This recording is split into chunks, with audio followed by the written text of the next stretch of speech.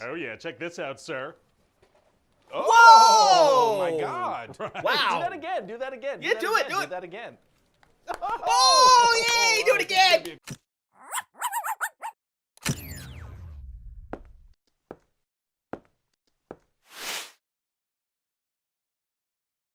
Hey guys, my name's Dan, and today's reaction is Ant-Man and the Wasp Quantumania pitch meeting. Now, I just got home from seeing this movie, and boy, do I want to talk quite a bit about it.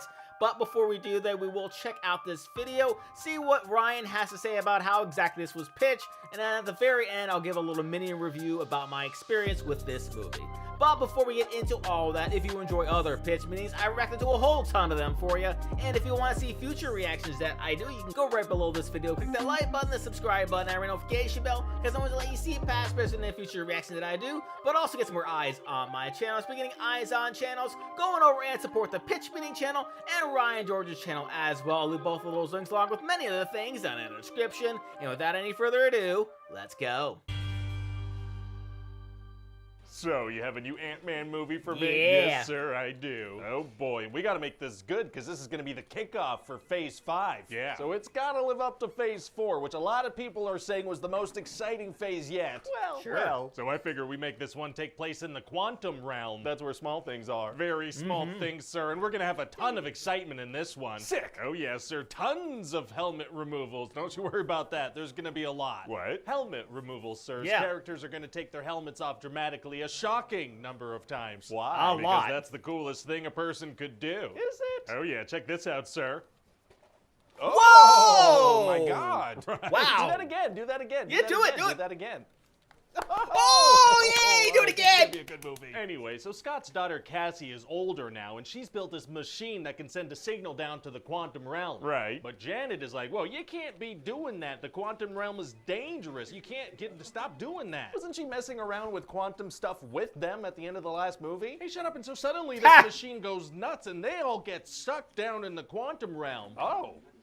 Oh my God. Like they go into it. Oh, okay. So wait, Yeah. what's Janet afraid of down there? Well, see, she met this guy Kang down there, and she helped him repair this ship of his. Okay. But when they have it all fixed up and she touches the ship, it gives her all these visions of Kang conquering and murdering people. Kind of a weird feature for a ship to have. So then she decided to mess up his ship's power core to make him stuck down there, and she's afraid he could get out. Well, so why were they even messing with that stuff? I mean, she must have told them about Kang down there. Well, no, she kept that to herself. Oh, she Yep. did? Yeah, in fact, she doesn't tell them until much later in the movie when they've been down there for a while. Why? So the movie can happen. Yeah. Oh, okay, gotcha. So anyway, they get separated down there, and Scott and Cassie get captured by some quantum people that live down there. Uh-oh. And so they go up to Scott like, are you a spy? And Cassie's like, no, he's not a spy, he's my dad. So they're like, oh, okay. How does that prove anything? Why couldn't they both be spies? Unclear. And so these folks are scared of Kang because he's been conquering everything. So Cassie's like, Dad, we gotta stay and help these people. Shouldn't they find their family first? Yeah, but she wants to help because that's her one character trait, and so she Yeah. gives her dad some crap about that. These Yeah, could be sure does. cannibals or something. They don't know anything about them. Yeah, anyway, then they get attacked, so these Right? people are like, hey, you led them right to us. Didn't they capture them and bring them there? They did, yeah, and then Scott and Cassie are gonna get attacked by MODOK. Oh, MODOK, huh? What's his deal? Well, turns out he's Darren Cross. Hey,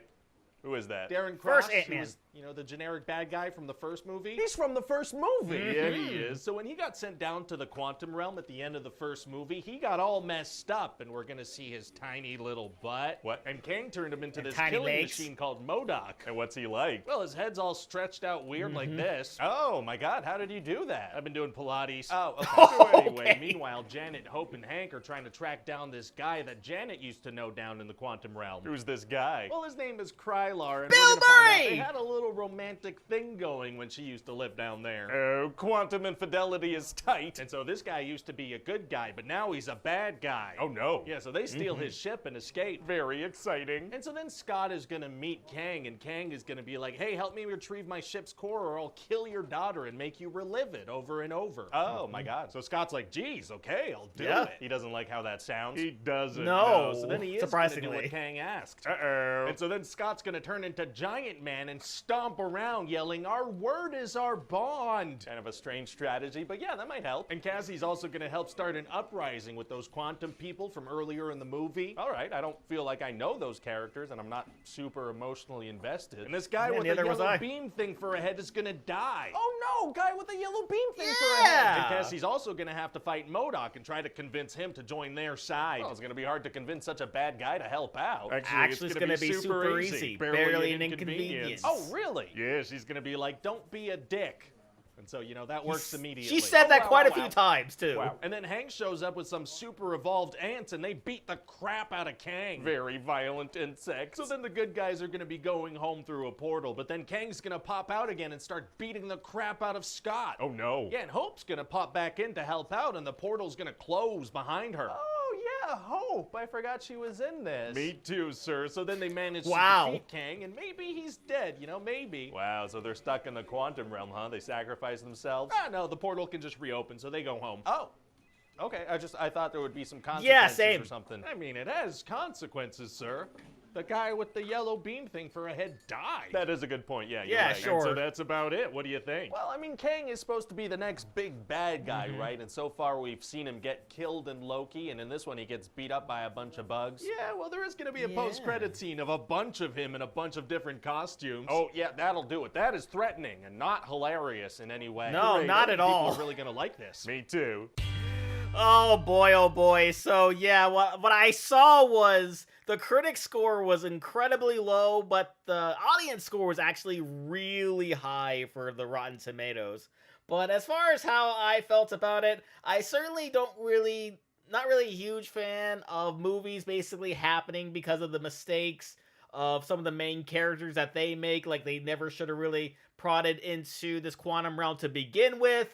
Because they were talking about how, you know, the grandmother didn't really want to talk about it, and you would think, you know, there's some trauma there, so, like, why would you want to pry into something that could cause some trauma with the grandmother? And then, of course, they pry into it, and they get found out through that signal, and they get sucked in through that little thing, and then also the fact, I also need to bring this up before I get any further, I absolutely hated how they treated Scott's character in the very beginning, kind of making it seem like he doesn't really care about anything, and after, like, he basically helped defeat Thanos. He was one of the Avengers to help defeat Thanos, and they kind of had this attitude of, what have you done for me lately, sort of thing, and the girl's trying to fight all of these battles, and then, like, she never really even apologized for that. She apologized for all of this happening, but never,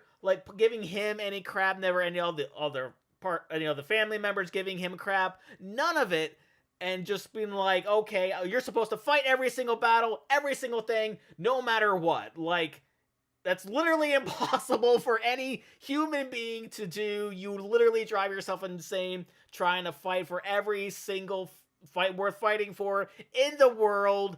It would make you insane. There was Bill Murray, so that was a plus. But the very end of the movie, there was nothing really happened. There was no real sacrifice. Kang got defeated again.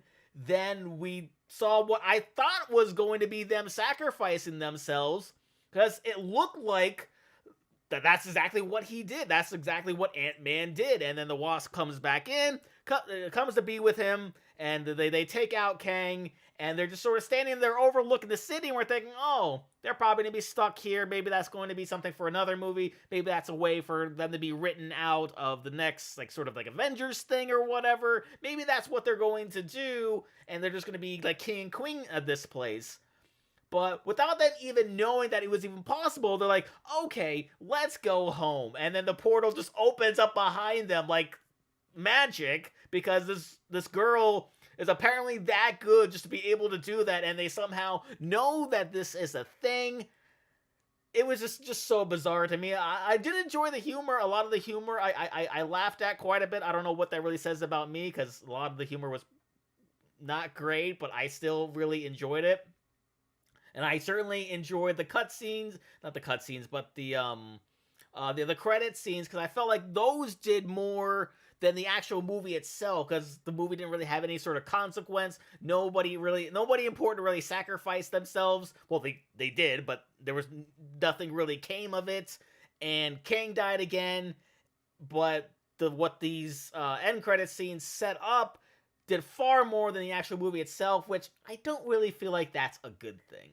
So that's going to do it for me here, though. But before I go, I want to give a huge shout out to all of my $5 and up supporters on Patreon: Luchador Cruising, Wolverine 310, Jordan Bird, Lauren Davenport, Kester Kronich, Amber K, Raymond Bright, Angel Garcia, Chris Curtis, Jeremiah McCarroll, Jose Acevedo, and Seb. And if you too like to have your name read at each every one of my videos, plus many other fun goodies, but if you have me react to a past pitch meeting or two, or checking out daily anime reactions, please head on over to patreon.com/DDNReactor. Link will be right there.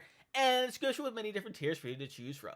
And if you'd like to have an easier way in contact with me, to talk a little bit about this pitch meeting, maybe talk a little bit about Ant-Man, please head on over and join the channel Discord, where you can chat with others about other reactions that I've done, find out just a little bit more about me, or about this week's reaction schedule. And with that being said, comment down below, let me know what did you think about Ant-Man and the Wasp: Quantumania. Please leave a like if you enjoyed, share this video, subscribe if you haven't subscribed already, ring notification bell because I put new videos every single day, and I'll see you guys next time.